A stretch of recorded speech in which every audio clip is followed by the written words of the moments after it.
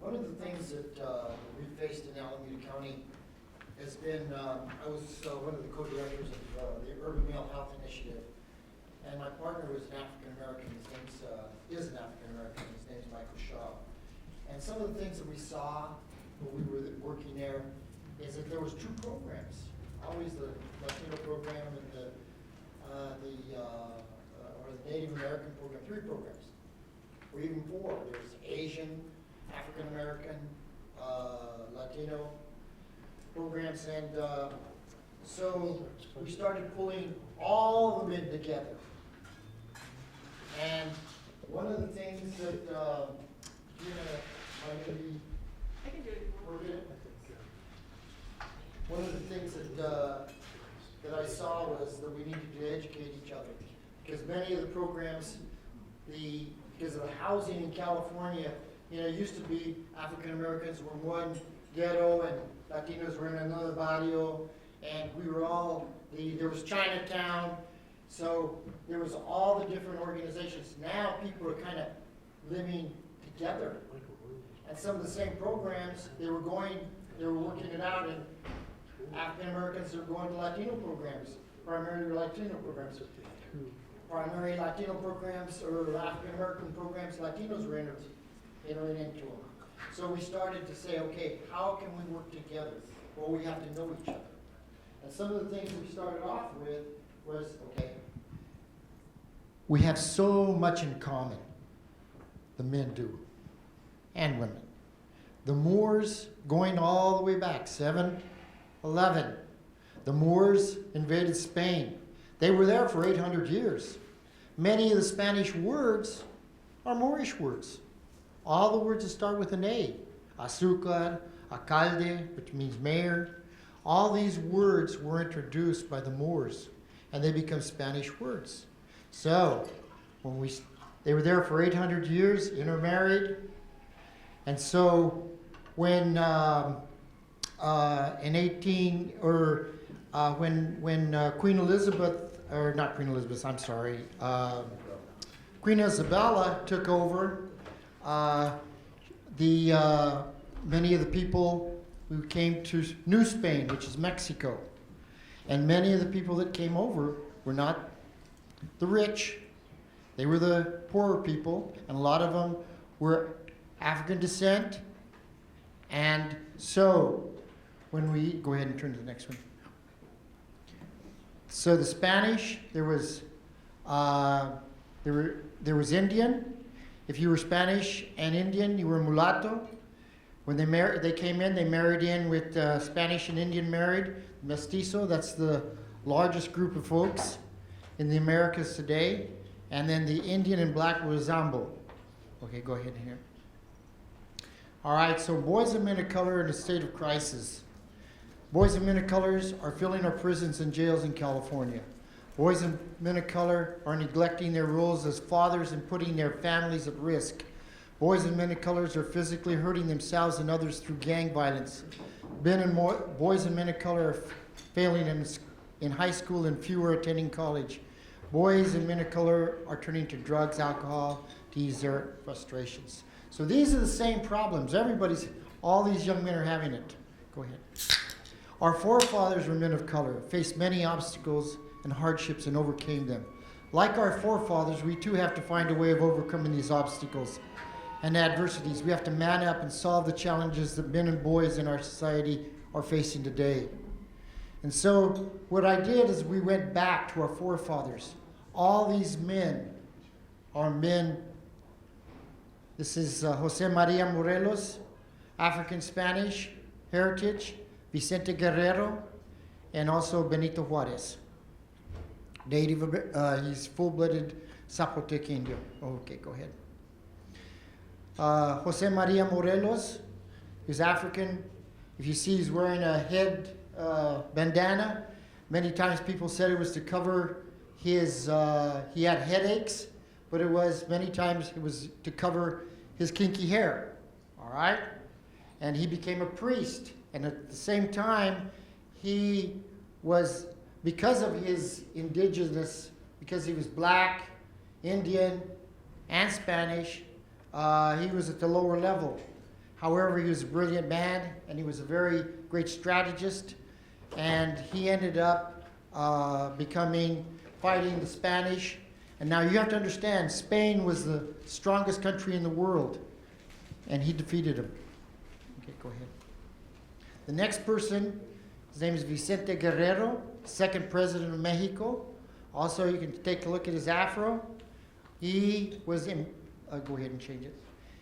He was important because he signed the document. He would not let this document go until this Unit 12 was added, giving equal rights to African Mexicans and being exclusive for everyone. In other words, they wanted to say Indians were free but not blacks. If you had black blood, you were not free. And he said, no, everybody had to be free. And he was elected the second president of Mexico in 1829. And he abolished slavery on September 16th, 1862. So when we talk about 16th of September, you know, everybody should be celebrating. And in fact, African Americans would be celebrating it more because they were the ones that made that happen.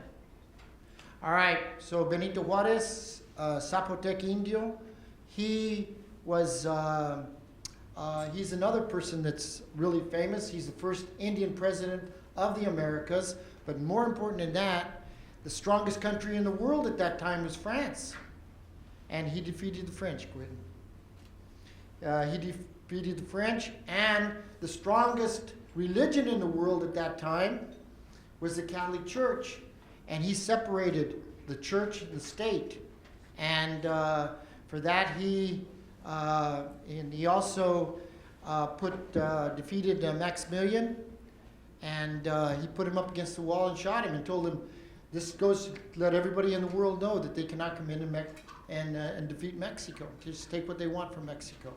So he ended up defeating the strongest, it was Napoleon Bonaparte, that was backing up Maximilian. Go ahead. Now, we fast forward to California. And as you can see, the last governor of California was Pio Pico.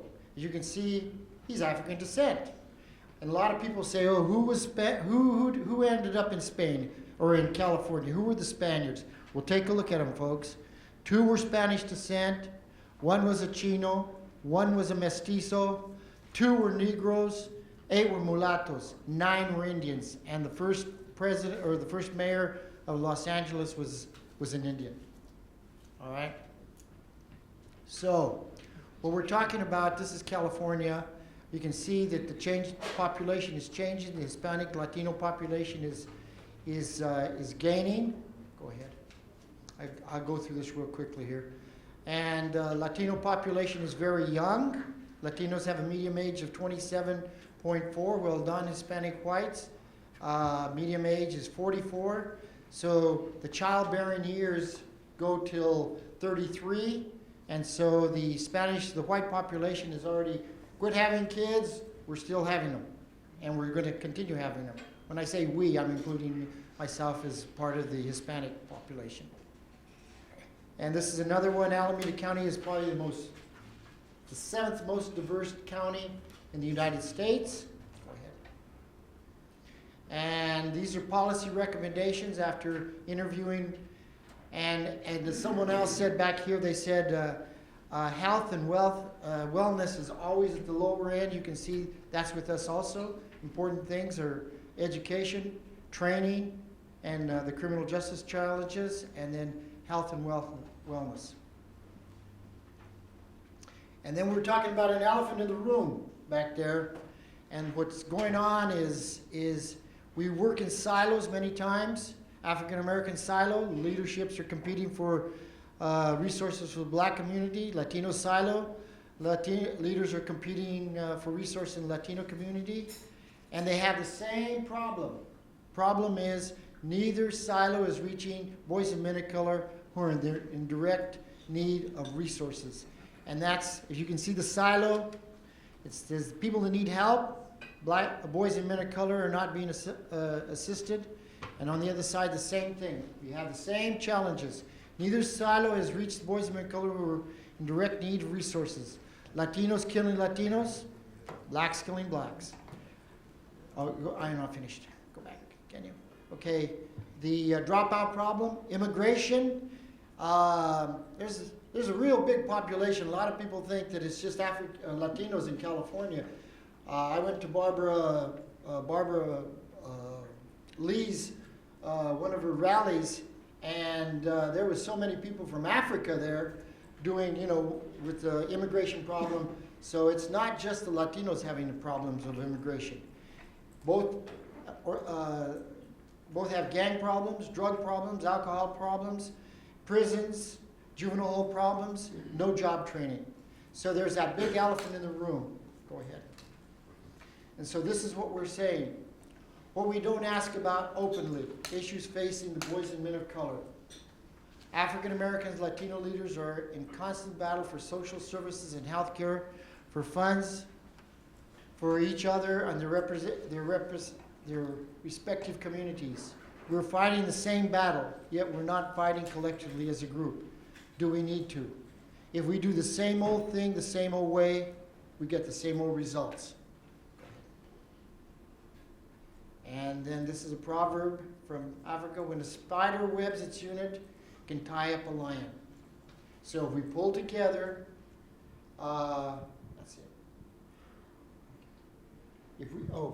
If we pull together, we're going to do that just that much more, helping our young men, because they have the same problems.